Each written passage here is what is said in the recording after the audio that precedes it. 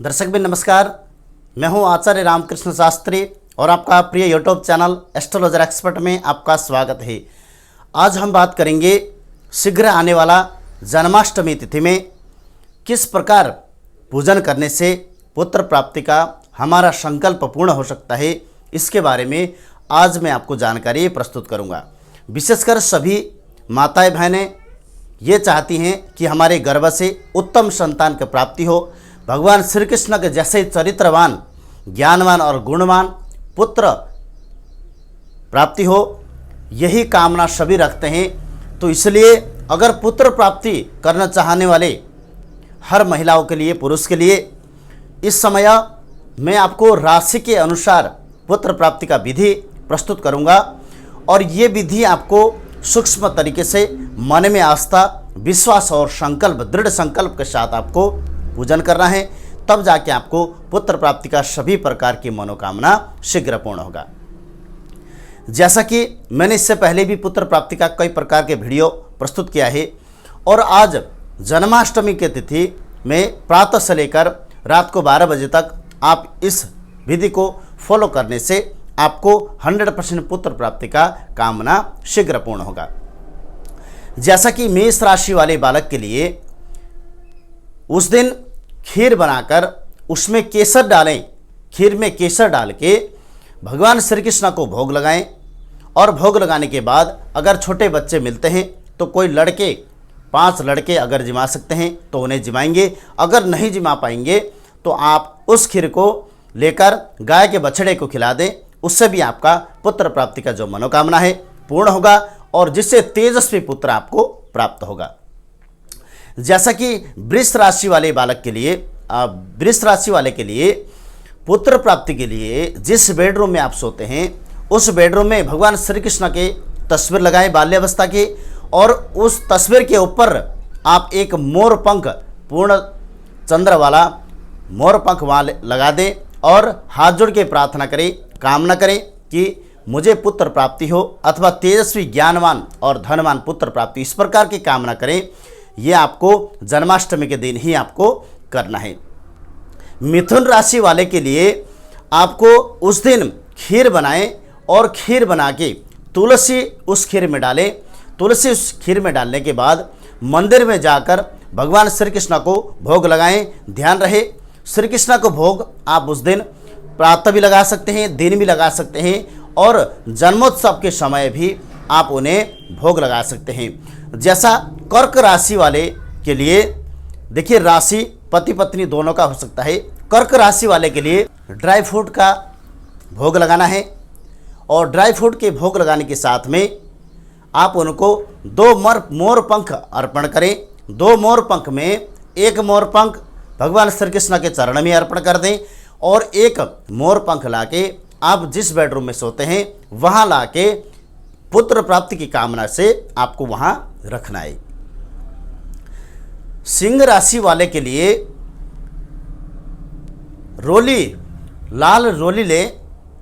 रोली लेने के बाद उसको गुलाब के जो जल होता है उससे रोली को भिगोएं और उसके बाद स्वयं प्रातः भगवान श्री कृष्ण का स्मरण करते हुए, पुत्र प्राप्ति की कामना करते हुए वो तिलक लगाएं और घर के सभी सदस्य को तिलक लगा दें। और हो सकता है तो कोई अगर छोटे बालक को भी लगा सकते हैं किसी के, तो उन्हें भी लगा सकते हैं, अन्यथा अपने आप भी लगाएं, सबको लगाएं और भगवान श्री कृष्ण को उसी रोली से तिलक करके अपने हाथ जोड़कर प्रार्थना करें कि मेरा पुत्र रत्न की प्राप्ति हो।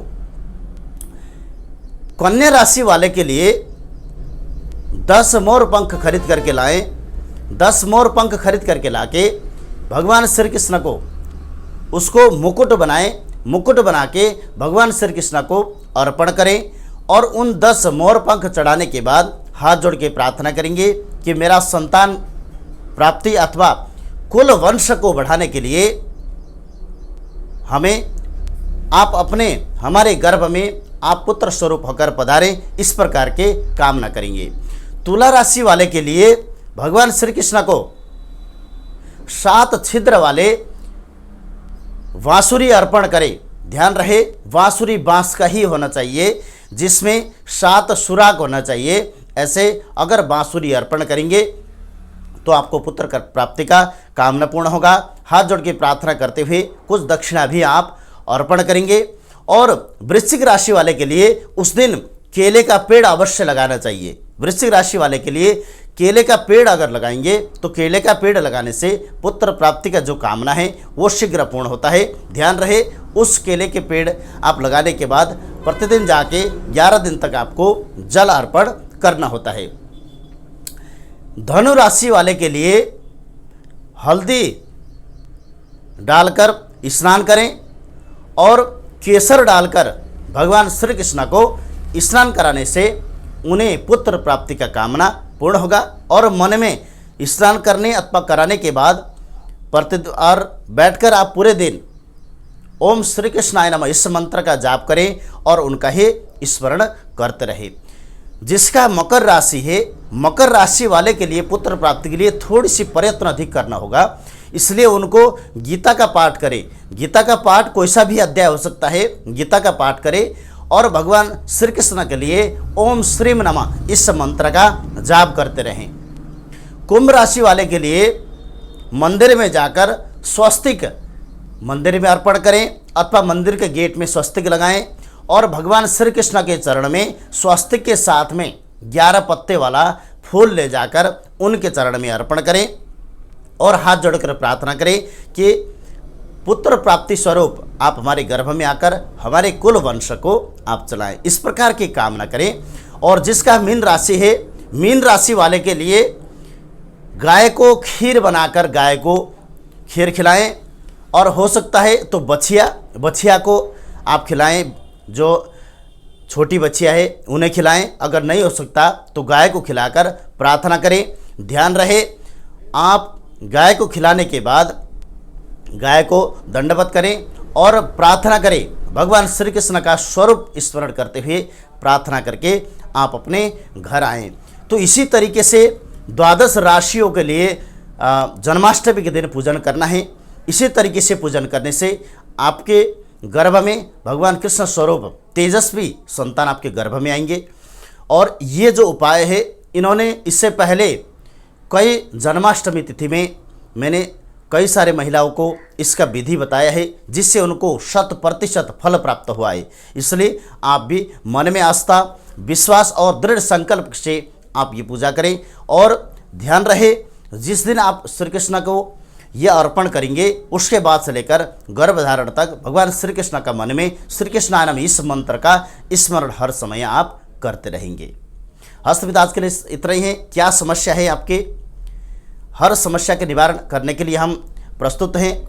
जो भी समस्या है कमेंट्स में जाके कमेंट्स कर सकते हैं और आप हमारा परामर्श फीस पे करके अगर आप हमारे से संपर्क में आना चाहते हैं तो उसके लिए आप संपर्क सूत्र नोट कर सकते हैं 88990077 और 50। संपर्क करने का समय शाम को 7 से लेकर 9 के बीच में संपर्क करेंगे तो आपसे आसानी से हम आपसे संपर्क में आ सकते हैं।